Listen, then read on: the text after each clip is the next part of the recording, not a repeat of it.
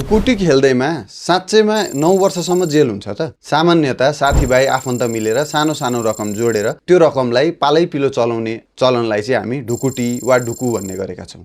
यो नेपालमा मात्र होइन, संसारभरि नै चलिआएको परम्परा हो र यो एकदम एन्सियन्ट परम्परा पनि हो। ब्याङ्कहरूको ओरिजिन पनि यसै परम्पराबाट आएको हो। नेपालको कानुनले चाहिँ ढुकुटी वा ढुकुलाई चाहिँ इलिगल भनेर भनेको छ र तपाईँले यो कार्य गरेमा चाहिँ त्यो ढुकुटीको अमाउन्ट हेरेर तपाईँलाई 1 देखि 9 वर्षसम्म जेल पनि हुन सक्छ। मैले यो टपिकमा बनाएको लास्ट भिडियोमा यस्तो किन होला, आफ्नो पैसा त जे पनि गर्न पाइन्छ, यो ब्याङ्कहरूले ब्याज नपाएर हो यस्तो कानुन ल्याएको भन्ने जस्तो थुप्रै कमेन्टहरू देखेँ। तर यो कानुन चाहिँ तपाईँ हाम्रै सुरक्षाको लागि हो। ढुकुटी खेल्दाखेरि त्यसमा कुनै पनि नियमनकारी निकाय हुँदैन। तपाईँको पैसा यदि डुबेमा, तपाईँको पैसा फसेमा, कसैले नदिएमा भोलिको दिन तपाईँलाई नै अप्ठ्यारो पर्ने हो। र यसरी नियमनकारी निकाय नभएपछि कुनै गलत स्रोतको पैसा पनि त्यसमा प्रयोग हुन सक्छ। सम्पत्ति शुद्धिकरणको लागि, लागु औषधको लागि, यो इन्टरनेसनल आर्म्स डिलको लागि देखि लिएर अनेक कार्यमा यो युज हुन सक्छ। त्यसैले नै सरकारले यो नियमन नहुने चिजलाई चाहिँ इलिगल गरेको हो र तपाईँ हाम्रै सेफ्टीको लागि हो। तपाईँलाई के लाग्छ, ढुकुटी लिगल हुनुपर्छ, इलिगल हुनुपर्छ